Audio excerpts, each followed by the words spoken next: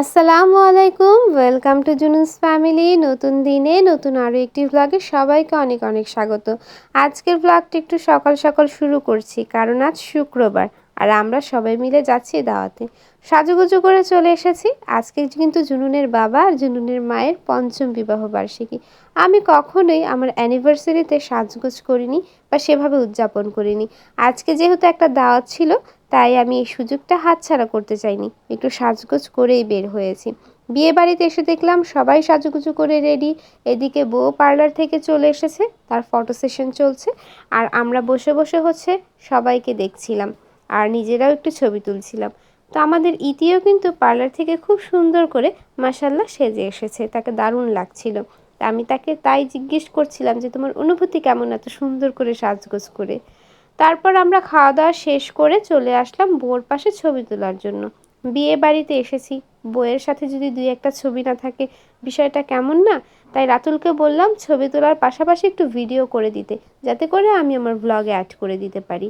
আর এদিকে জুনুনের বাবা আর সামিওকেও রাতুল ছবি তুলে দিয়েছিল। একরকম পাঞ্জাবি পরেছে, দেখতে দারুণ লাগছিল, তাদেরকে মানিয়েছে বেশ। তো আমরা খাওয়া দাওয়া শেষ করে ছবি তুলে চলে যাচ্ছি বাড়িতে। বাসা থেকে বেশ দূরেই দাওয়াত ছিল, যানজট খুব একটা পড়ে না, তারপরে একটু তাড়াতাড়ি বের হয়ে গেলাম। তো এদিকে ফ্লাইওভারটা পার হয়ে তারপরে ওপারে গিয়ে আমাদেরকে গাড়ি ঠিক করতে হবে। আসার সময় কিন্তু আমরা বাসে করে এসেছিলাম, কিন্তু যাওয়ার সময় সামিউর রহমান শর্ত দিয়েছে যে বাসে কোনোভাবেই যাবে না। কিন্তু তাকে কে বোঝাবে যে সিএনজিতে আমাদের সবার কিন্তু জায়গা হয় না। তো আমরা চলে আসলাম একটা সিএনজি ঠিক করেই, কিন্তু সামিউকে ড্রাইভারের পাশে বসতে হলো। আর এদিকে আমি আরেকটু ভিডিও করে নিচ্ছি আমাদেরকে, যেহেতু বাসায় গিয়ে এই মেকআপ তুলে ফেলতে হবে, এই জন্য একটু ভিডিও করে রাখলাম। আর ফ্লাইওভার উঠে পড়েছি, কোনো যানজট নেই, তাই খুব দ্রুতই পৌঁছে যাব।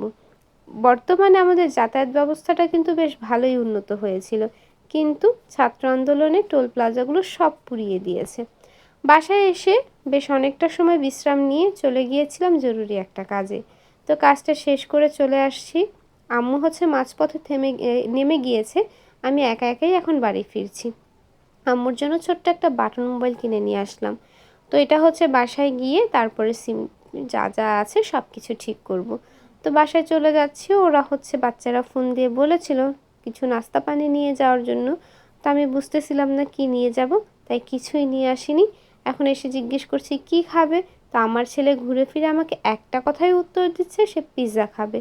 তো দুই একদিন পর পর কিন্তু পিৎজা খাওয়াটা সম্ভব না, আর এটা খুব স্বাস্থ্যকর খাবার না যে বাহির থেকে আমি 2 দিন পর পরই তাকে এনে দিব আর সে খাবে। যাই হোক, নাস্তা কাউকেই দেওয়া হয়নি, আমিও নিজেও খাইনি, রাতে একবারে ডিনার করে নিব। আর এই দিকে আমার সমস্ত গহনাগাটি জিনিসপত্র এলোমেলো হয়ে ছড়িয়ে ছিটিয়ে ছিল।